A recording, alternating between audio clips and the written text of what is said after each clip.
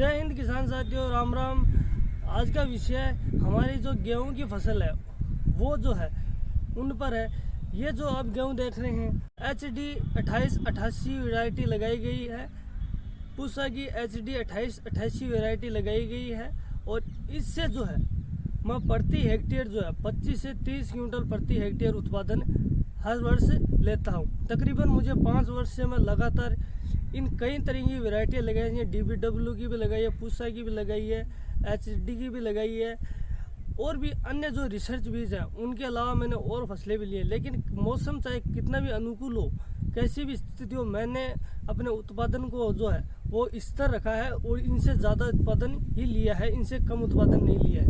मेरा जो तजुर्बा है वो आपके साथ मैं आज इस वीडियो के अंदर शेयर करूंगा बारीकी से। मैं जो गेहूं की फसल है वो 3 स्तरों के आधार पर उनमें पोषण तत्वों की दूरियां है वो कम करता हूं। 3 तरीके से मैं देता हूं, 40 दिन पर, 80 दिन पर, 120 दिन पर। इन तीनों पर बिंदुओं पर किसान भाई समय के अनुसार, सूझबूझ के अनुसार इन खाद्य तत्वों की पूर्ति है वो कर देता है, तो किसान भाइयों का उत्पादन जो है वो मैंने आपको नोट कराया, उतना उत्पादन होता है। और साथ ही के अंदर इस वीडियो के अंदर मैं आपको अंत में ये भी बताऊंगा कि गेहूं की अच्छी क्वांटिटी और क्वालिटी के लिए, दाने मोटे बने और शानदार दाने बनने के लिए ऐसी मेरा जो अनुभव है वो मैं आपको बताऊंगा। ऐसी खाद बताऊंगा जिससे कि जो वजन में भी अधिक होंगे और देखने में। इस समय हमें यह ध्यान देना होगा कि किसी भी प्रकार की छोटी सी भी चूक अब हमारी फसल का उत्पादन जो है वो नीचे गिरा सकती है। इस समय हमें कौन कौन सी खाद देनी है उनमें से आप नोट कर लीजिए। इस समय हमें NPK 18-18-18 जो है वो 2 एकड़ में अंदर 1 kg जो NPK 18-18 का स्प्रे मारना है। और साथ ही के अंदर उसके अंदर 5 kg 2 एकड़ के लिए जाइम जो है वो लेनी है। इनसे हमारी पहले स्तर की जो है 40 दिन का जो अंतराल है उसमें हमारी फसल का जो है पूर्ण पोषण तत्व देना बहुत जरूरी है। इनसे पोषण तत्व मिल जाता है। NPK 18-18 में सल्फर की मात्रा पाई जाती है जो कि हमारी गेहूं की फसलों और दलहनी फसलों के अंदर बहुत ही ज़्यादा आवश्यक होती है, गेहूं की फसल के लिए बहुत ज़रूरी होती है। तो 18-18 में सल्फर की भी मात्रा मिल जाती है तो उनकी भी पूर्ति हो जाती है। इन चीज़ों को हमें पहले स्तर में डाल देना है।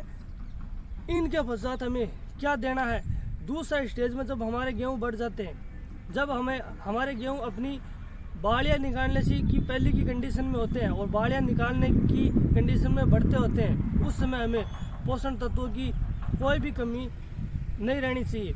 उस समय हमें क्या देना है, NPK 052-34 जो आता है उसमें नाइट्रोजन के अलावा, नाइट्रोजन को छोड़कर फास्फोरस और पोटास उसके अंदर आता है। उससे हमारे पोटास और फास्फोरस जो है वो पौधे के अंदर रीढ़ की हड्डी की तरह काम करते हैं। तो उनको हमें 2 एकड़ में 1 kg जो है उसका स्प्रे देना है। उससे क्या कि पौधा हेल्थी तरीके से कार्य करेगा और पौधे के अंदर ग्रीननेस बनी रहेगी और शानदार ग्रोथ करेगा। और साथ ही के अंदर थोड़ा खर्चा और कर सकते हैं तो हमें कुछ मात्रा में आप जाइम और दे सकते हैं जिससे पौधे के अंदर बढ़वार और प्रकाश संश्लेषण की क्रिया जो है वो पौधा शानदार तरीके में करे।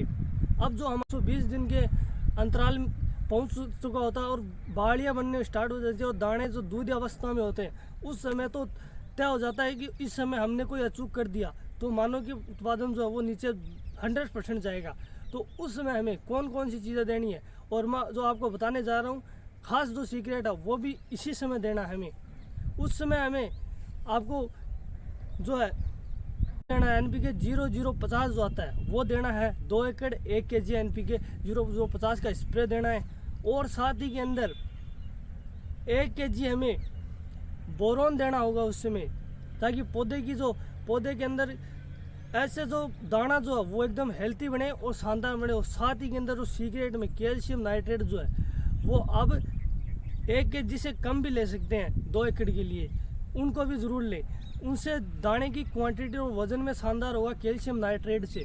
इन चीज़ों को आप अंत में दे दीजिए, उनके पश्चात आपका उत्पादन जो है वो 100% जो है मेरे बताए हुए तजुर्बा है वो इतना ही निकलता है, क्योंकि जो चीज़ें हमने दी है वो फसल को चाहिए वो चीज़ें उपलब्ध हो गई हैं। तो उनसे हमारा कोई भी प्रकृति के अंदर कोई भी अनुकूलता बन जाए फसल के ऊपर तो भी ज़्यादा कोई खास प्रभाव नहीं पड़ेगा। तो ये जानकारियाँ जो आपको दी है वो आप एग्रो दुकान से ज़रूर लाएं और अपनी फसल को ज़रूर दें।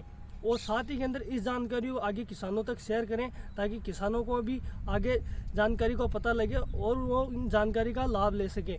तो मिलते हैं हम ऐसी जानकारियों के लिए, तब तक के लिए राम राम, धन्यवाद।